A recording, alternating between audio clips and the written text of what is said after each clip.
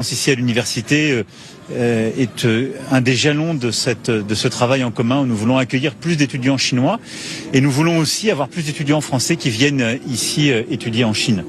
Voilà en quelques mots, je pourrais revenir si vous avez des questions, mais le cœur de ce déplacement. Lors de votre réunion bilatérale avec Xi Jinping, est-ce que vous avez eu des engagements clairs? Est-ce que vous avez senti le sentiment chez lui de faire acte de médiation vis-à-vis de Vladimir Poutine? Est-ce qu'il vous en a parlé? Il y a un travail qui est engagé par la Chine avec le Brésil, dans le cadre de ce qui s'est appelé le groupe des Amis de la Paix, qui est un peu plus d'un an et demi, qui est un travail qui est d'ailleurs dans le cadre duquel la France est observatrice. Après, il y a des relations aussi particulières entre la Chine et la Russie. Et donc là-dessus, nous avons échangé en profondeur et en vérité sur tous les points. Et j'ai vu une volonté du président de contribuer à la stabilité, à la paix, et il a pris en compte les arguments que je citais pour les Européens d'avoir une paix robuste et durable. C'est-à-dire qu'il y ait des éléments qui garantissent à l'Ukraine qu'elle ne puisse pas être soumise à de nouvelles agressions.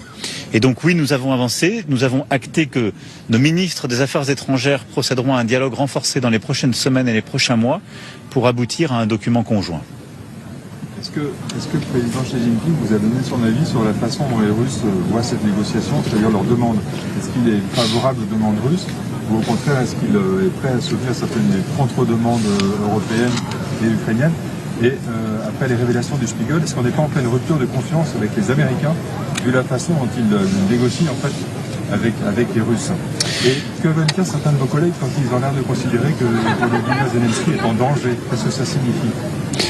Alors, sur votre premier point, je pense que les demandes russes sont bien connues, des Chinois, de nous-mêmes, des Américains. Nous les connaissons. Elles sont claires, elles étaient reflétées dans les discussions d'Istanbul dès 2022, à nouveau dans les échanges qu'il y a pu avoir récemment. Et c'est aussi pour ça qu'elles ne donnent pas lieu à des accords de paix, et qu'au fond, il n'y a pas une volonté à court terme russe de paix. On le voit bien, il y a une volonté de reddition ukrainienne, c'est-à-dire qu'ils veulent tous les territoires revendiqués, ils veulent aucune garantie de sécurité pour l'Ukraine, ils veulent changer de régime, ils veulent changer la constitution de l'Ukraine. Bah, c'est à peu près ça les demandes. Donc elles sont connues, elles sont identifiées. Je note que la Chine et le président chinois a réitéré son attachement à la Charte des Nations Unies, laquelle affirme clairement le respect de la souveraineté des États et de l'intégrité territoriale. Donc là-dessus, il y a, on le voit, à la fois des demandes qui sont connues, il y a des contraintes, il y a aussi les principes auxquels nous tenons en tant que membre permanent du Conseil de sécurité, et après il y a un chemin réaliste. Et donc la question, on le voit